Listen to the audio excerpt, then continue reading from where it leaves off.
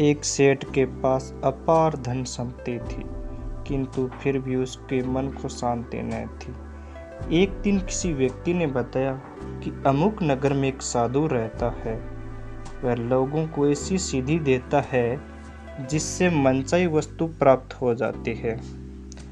इसी बात को लेकर सेठ उस साधु के पास जाकर बोलता है, महाराज, मेरे पास बहुत पैसा है, लेकिन मन को शांति नहीं रहती है। साधु ने कहा कि बेटा, जैसा मैं कहूँ वैसा तुम चुपचाप करो, इससे तुम्हें मन को शांति जरूर मिलेगी। अगले दिन साधु ने सेठ को कड़ी धूप में बिठाया और खुद कुटिया में चले गए। सेठ गर्मी से बेहाल हो गया, मगर चुपचाप रहा। दूसरे दिन साधु ने उसे कुछ भी खाने पीने को नहीं दिया और स्वयं तरह तरह के पकवान खाते रहे। सेठ इस दिन भी चुप रहा।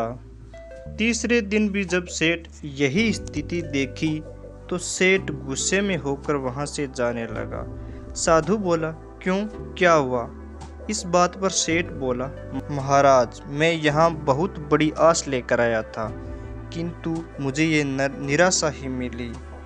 इस बात के उत्तर पर साधु ने कहा, मैं तुम्हें तो शांति युक्ति बता देता हूँ।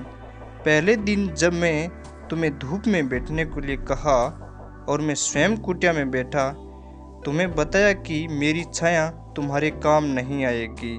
यह तुम्हें समझ नहीं आने पर भी मैंने तुम्हें भूखा रखा और खुद भरपेट खाया। उससे मैंने तुम्हें ये समझाया कि मेरी साधना से तुम्हें सीधी नहीं मिलेगी। उसी तरह शांति भी तुम्हें अपनी मेहनत और पुरुषार्थ से ही मिलेगी। मैं तुम्हारे मन को शांत नहीं कर सकता, उसके लिए तुम्हें खुद ही मन को शांति प्रदान करने के लिए काम करना होगा। यह सुनकर सेठ की आंख खुल गई और साधु से आशीर्वाद लेकर वहां से चला गया। कहानी का सारांश यह है कि आपकी परेशानी सिर्फ आपके मन की स्थिति है।